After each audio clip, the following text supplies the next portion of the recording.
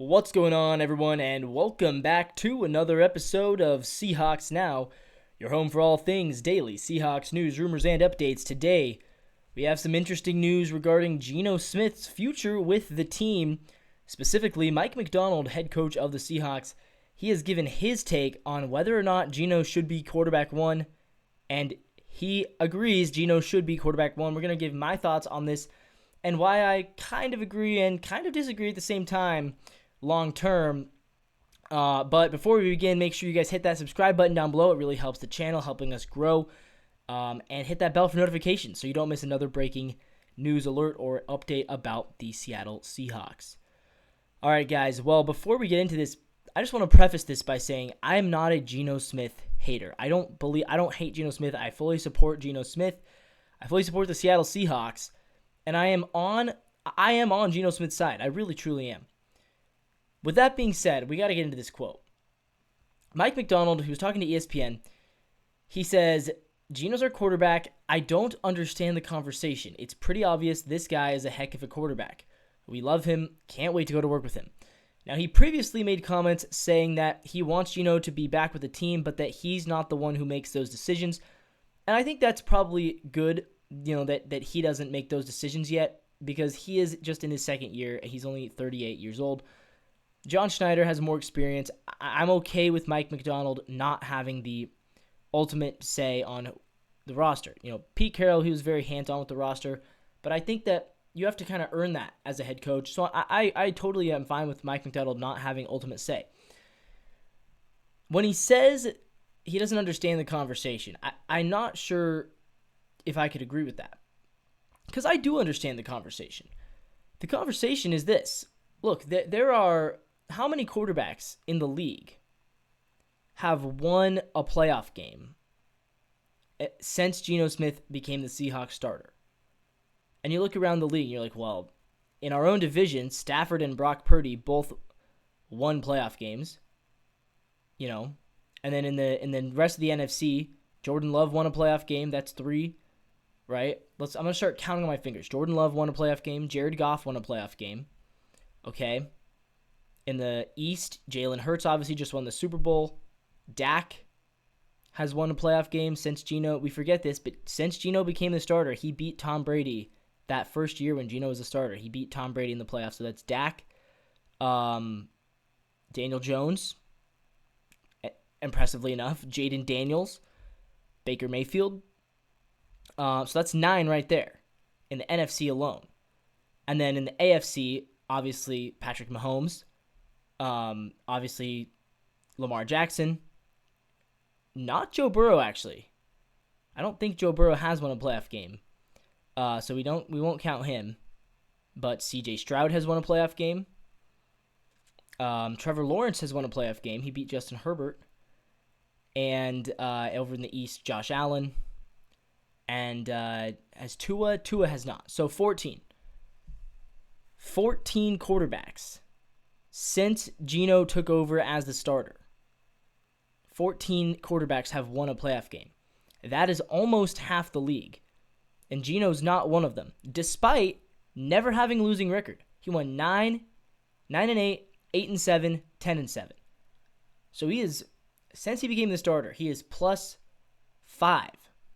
5 more wins than he's lost. And yet, he hasn't been able to win a playoff game. And so when I think about that, I think to myself, why aren't we winning these playoff games? We're not even getting to the playoffs. We got to the playoffs once, we lost, we got pretty much embarrassed by the Niners, let's be honest. So I question this, why are we missing out on the playoffs?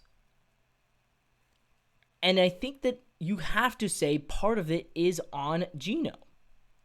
I think to say otherwise is to not acknowledge the reality of the situation, which is that Geno Smith is not an elite quarterback, and he's not a great quarterback.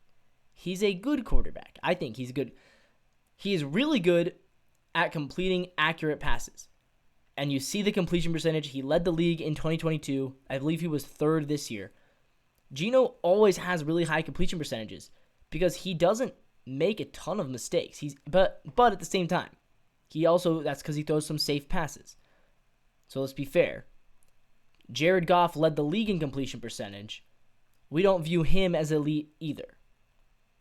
So just because Geno has a great completion percentage and threw for a bunch of yards, I don't think that is what makes him elite. Because, yeah, he threw for a lot of yards. So did Jameis Winston. So did Sam Howell last year. Sam Howell threw for a lot of yards. Yards does not equal good. Yards equals pass-heavy offense. So maybe that's just because, a team is trailing a lot. In our case, it's because Ryan Grubb just wanted to throw the ball every play, right? And we saw that, and he got fired for it. So don't be confused. A lot of passing yards and a bit good completion percentage, that's good. That doesn't make you a great quarterback, though. What I think is the most important is the touchdowns to turnover ratio. Now, I've heard people say Geno Smith got bad luck when it came to turnovers. Maybe that's true. But ultimately, he threw 15 interceptions. And I don't think that it's fair to be able to say, well, they're not all his fault. They're the O-line's fault. Because blaming it on the O-line, I feel like, yes, you have to put some blame on the O-line, and yes, we do have to build the O-line. But to say none of this was Geno's fault, it's all the offensive line. Or to say none of it's his fault, it's all because his receivers, didn't run the right routes.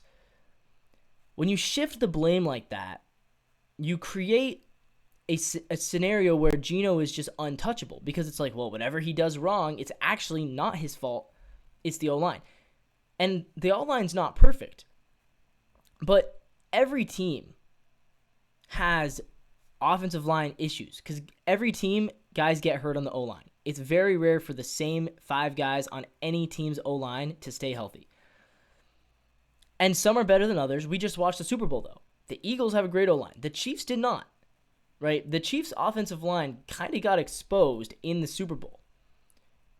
But you wouldn't have known that if you watched the Chiefs play all season long because Patrick Mahomes overcame the offensive line, which was very injured, right? The Chiefs had a lot of injuries on their line this year. Patrick Mahomes overcame it. And that's what great quarterbacks do. They overcome those things. So I just don't think Geno Smith has it in him to overcome a bad O-line. And I think when people say it's not Geno's fault, all they're doing is they're admitting they don't think he can overcome a bad O-line. Now, I actually respect Geno more than that. I think he could overcome a bad O-line. And I think he has, in a sense, overcome. Because I think a lot of quarterbacks would do way worse than him in Seattle in this situation. Sam Howell, Drew Lock, I think they would do worse with our O-line. But I also think there's quarterbacks that could do better. And I don't think it's a good idea to treat Geno with kid gloves. Because I think a lot of people in the fan base kind of treat Geno Smith with kid gloves, where it's like, he can do no wrong, and we're never going to insult him. It's like, no, he's a veteran in this league. He's making a lot of money. He's probably going to make even more money if he signs this extension. I don't think we can treat him with kid gloves anymore. I don't think we should. He's an adult. He's a grown-up. He's made his money. And now we have to evaluate him as if he's an adult. Because the truth is, it's not that impressive to go 9-8. It's just not that impressive to go 9-8 when you're not winning playoff games. What that tells me is it's a good team, but it's not a great team, and it's not being elevated. And quarterbacks is one of those positions where you can really elevate a team at quarterback. And I don't think Geno's holding the team back, but I don't think he's elevating the team either.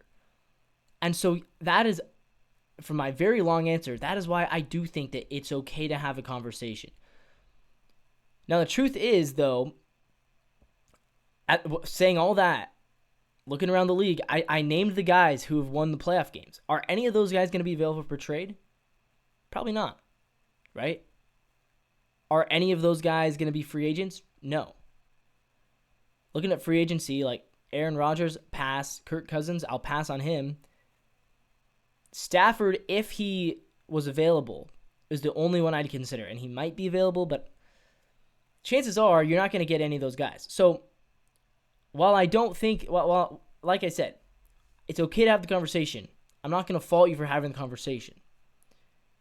I don't think there's a realistic way that the Seahawks can improve at quarterback without keeping Geno Smith.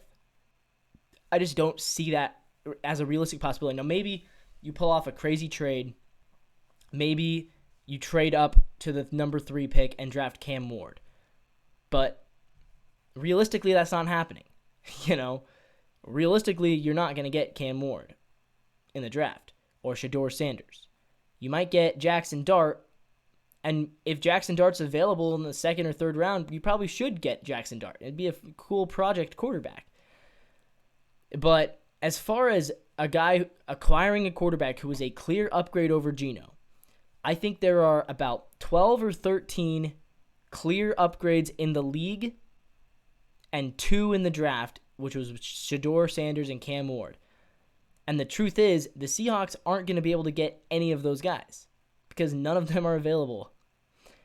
And so, while I do think it's okay to have the conversation, and I think we should have the conversation, ultimately, my decision would be to keep Geno. I would agree with Mike Macdonald. And that's where quotes like this, where you're saying, we love him, can't wait to go to work with him, heck of a quarterback, don't understand the conversation. That's where quotes like this actually are helpful for Geno himself to see that. Because if he is the quarterback, if he is QB1, I hope that everyone is bought in. So I think we should all buy in as fans to Geno Smith. Even if we have our doubts that he can win the Super Bowl, we need to buy in and support him, at least for next year, because there is no viable outcome in which we upgrade from him. So the truth is, we should all be very supportive of Geno, and that's where I do agree with quotes like that, because what you're doing there is you're affirming him, you're showing him we love you, we're showing him we care about you, we're showing him we believe in you. And I think that goes a long way in a player's confidence. With that all being said, guys, I want to hear your thoughts on this video down in the comment section below. Let me know at all what you guys think, and as always, make sure to like the video, subscribe to the channel, and until next time, go Seahawks.